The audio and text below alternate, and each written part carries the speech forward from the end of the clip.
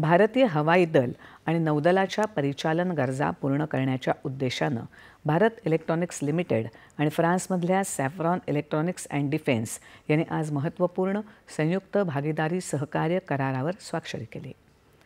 या करारानुसार हॅमर या अचूक शस्त्र प्रणालीचं उत्पादन आता भारतातच होणार आहे।